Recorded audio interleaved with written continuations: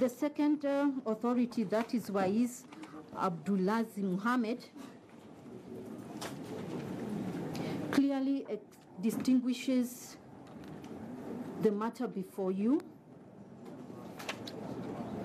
and the matter that was before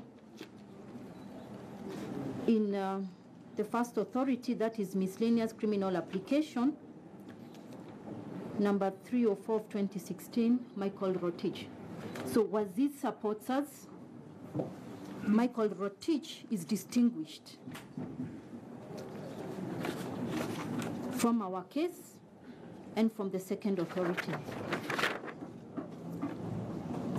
My lord, in Michael Rotich's case, the main contention, among others, was that he was never informed of the charges that he was likely to face since his arrest.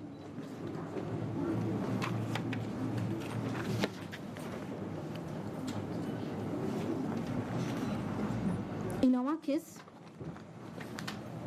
under para 7 of our affidavit, we have indicated that the most probable offense would be that of firearms without a valid certificate and possession of ammunition.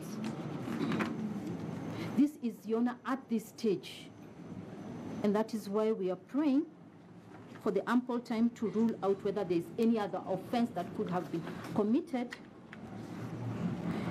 If the court gives us ample time, especially to confirm if the said firearms had been involved in any other offense. And Your Honor, this is very important even for the public, noting that maybe there could be unresolved cases and family members would have wanted conclusion in those unresolved cases. In the second authority, that's the Abdulaziz Muhammad, that is in their second authority, Lady Justice Ngenye correctly found that under Article 49, 1G, that's the Wise case. Yeah, the Wise case. On page 5, correctly found, that is on paragraph 1, from line 6, correctly found that Article 49(1) allows the detention of an arrested person without trial.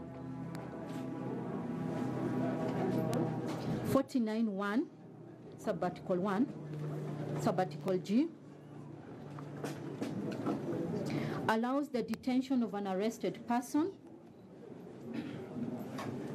without trial as long as he is informed of the reason of his continued detention, and that the continued detention, Your Honor, this is important, is made with the leave of the court. And she correctly found that there was nothing unconstitutional or illegal in the order made for the detention of the applicant without a charge. Your Honor, and that is why we are before you under our notice of motion to pray for the continued detention and to seek leave of this honorable court.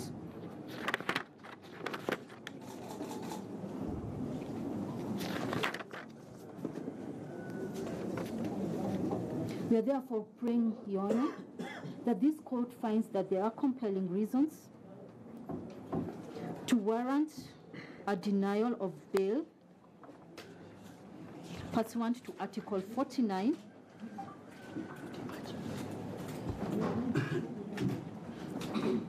and thereafter does order that the respondent be detained for a period of 15 days. As held again by the Wazir Abdulaziz case on page 8 and 9,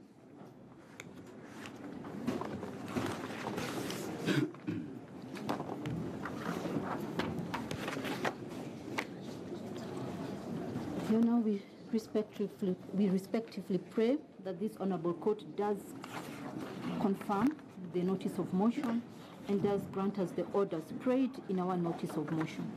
That is all.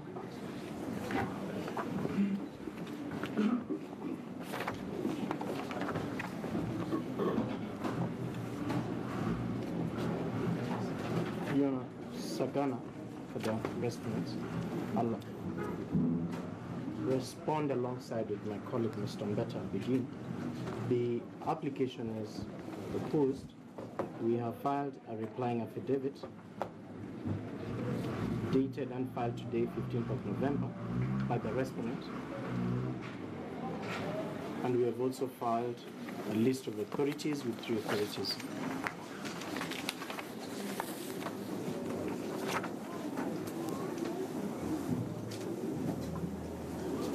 Now we want to emphasize and show court the levels of malice and bad faith of the police and the prosecution in the application before you. I'll start with paragraphs 7 and 8 and bad faith.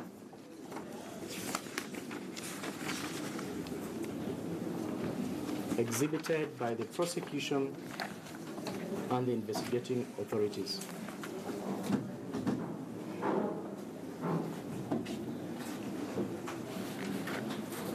Your Honor, in paragraph 7 and 8 of the affidavit, the respondent deponds on its common ground that while the search was conducted, he was in his house in Lavington in Nairobi and not in Rapogi, Uriri in Migori County.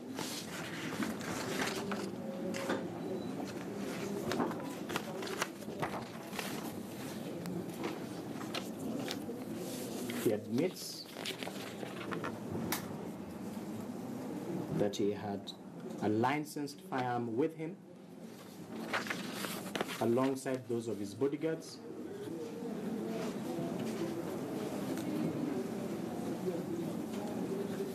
which firearms were verified and all returned to him.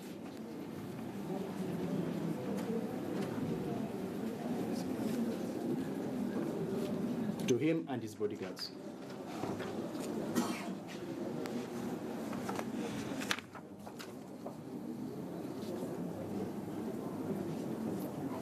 Those firearms are not subject of the dispute now before you.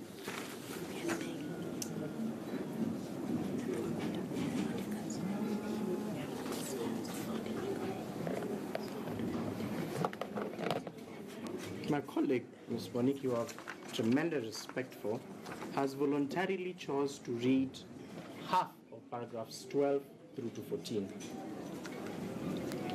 I'll help her in the other half. In paragraph 12, he deponds that there was no firearm found in his house in Rapogi, none whatsoever.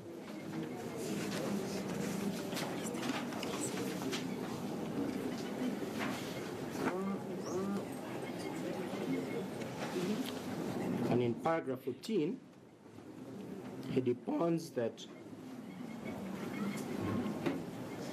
2 firearms, this is information he gets from his bodyguard, 2 firearms were found in a metal suitcase inside the guard house.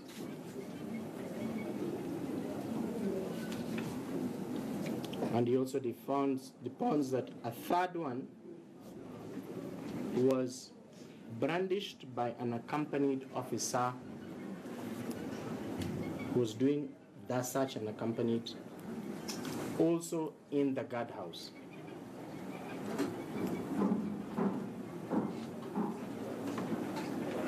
So it's malicious not to read this part when it's common ground that those 3 were found in the house for his guards.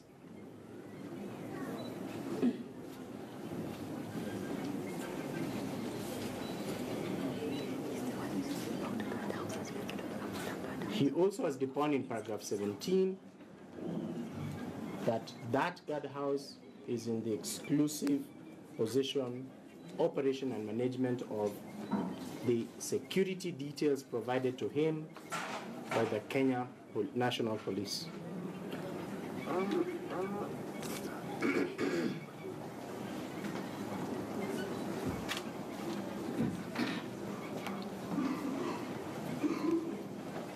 Your Honor, it's also important to mention paragraph 16, that the last time he stepped in his home in Rapogi was on the 2nd of September 2018. That's almost 3 months now.